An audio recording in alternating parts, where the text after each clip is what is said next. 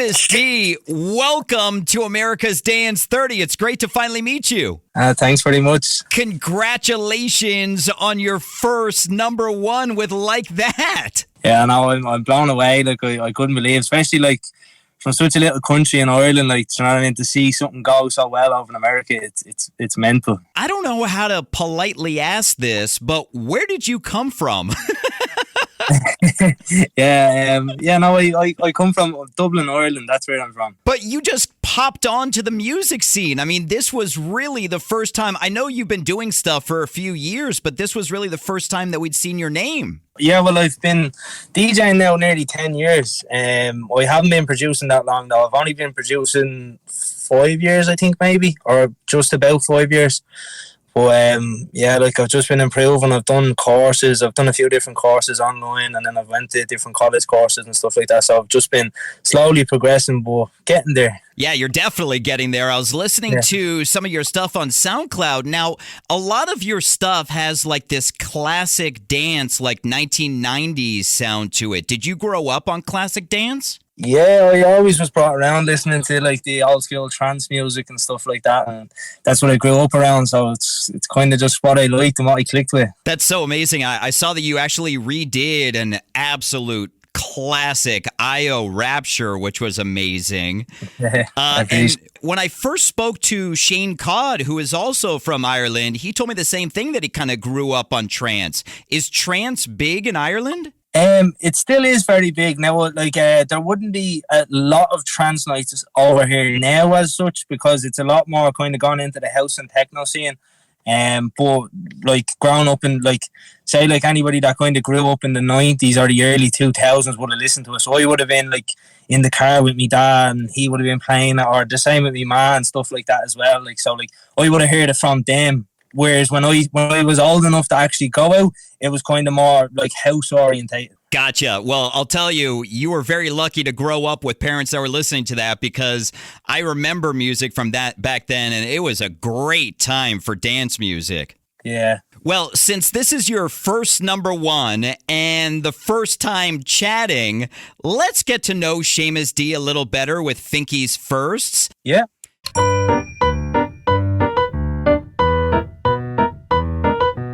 So, Seamus D, do you remember the first song you actually made? The first song I ever released would have been a track with a guy called Adam Barry, and it was called Veins. And was that your first go into dance music, or were you kind of messing around before that?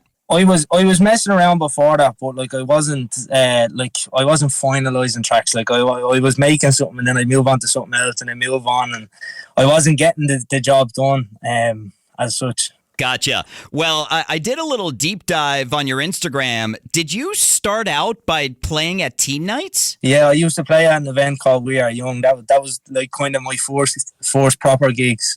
I done a few house parties and stuff like that before then, but my first big gig was like a teen event, yeah. And that was actually going to be my next question. Do you remember your first show you ever played? Yeah, well, the first gig I ever done was a house party, and I wasn't even meant to be DJing at the party. The DJ's decks broke, and I was like, "Oh yeah, I'm a DJ as well." Do you know what I mean? So my man and friend ended up dropping the decks and speakers down, and I hopped on and I ended up playing for the night. So that was my first ever gig.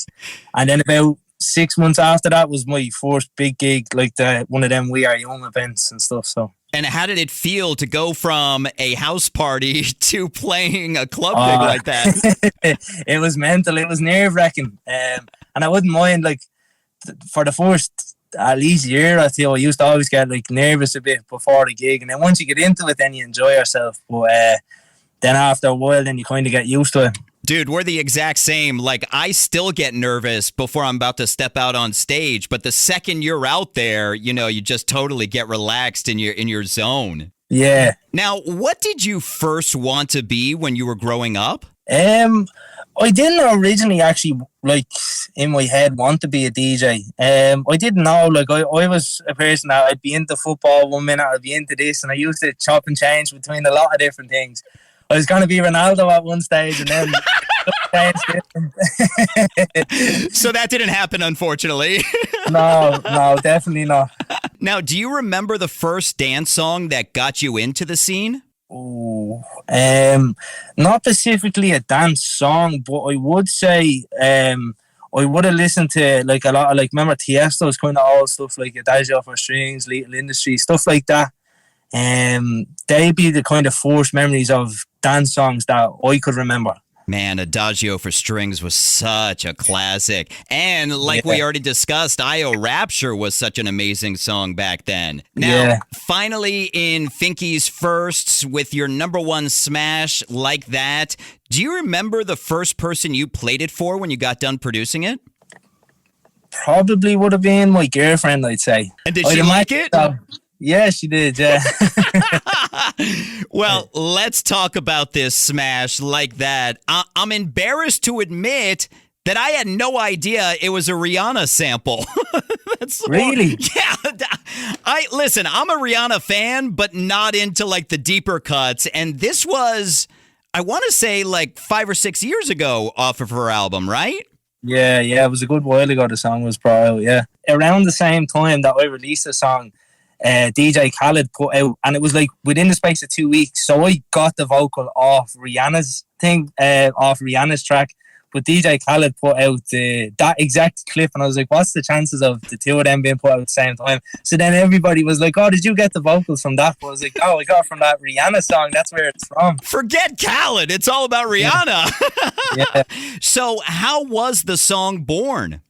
In what way? How did it come together? Like, how did you come up with the idea to do it, and the process of, was it cleared? Yeah, it was cleared. It's signed with Sony Columbia. So I actually, when I originally brought the song out, it would have been not January gone, the January before, and it was doing like okay, but like before that song, like I'd get like maybe like 3, 4, 5,000 views on things. I wouldn't get like loads of views on tracks, and then when I put that song out, it got that extra bit more, but it still wasn't really noticed well. And then it's a lad that I know now, I'm actually good mates with him.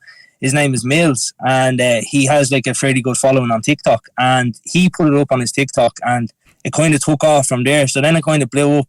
And then once the numbers started coming, they got better and better. And then I got contacted from a few different labels then to basically sign it. Now, the signing took a lot longer than I thought. I bet when you've got a sample like that. Yeah, so I think the labels got in contact with me around June or July, but the track didn't get officially released until I think it was the 10th of December of last year. And something I love to find out about songs is how many different versions there are of a song from when you start. I don't even have to get through the question. I don't even think I have enough hands to tell you how many versions there is. A lot. Have you gone back to listen to the original? Yeah. And you know what? I love the original because obviously, like, it was the first one that I put out.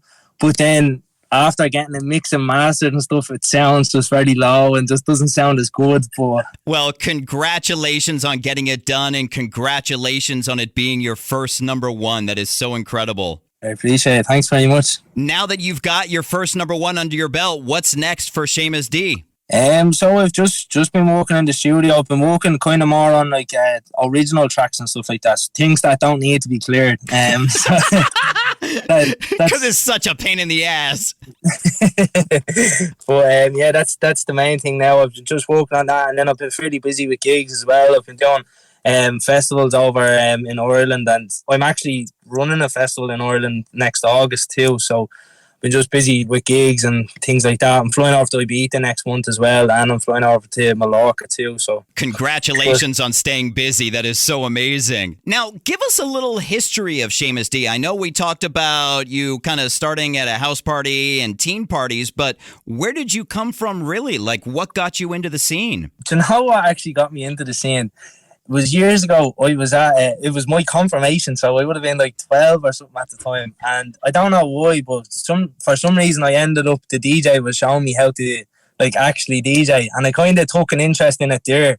But then it was maybe 2 years later, I wanted a set of decks for Christmas, and I got me set of decks, and then I never looked back. That's so incredible. Well, congratulations on all of your success. Seamus D, thank you for your time on America's Dance 30. Thanks very much.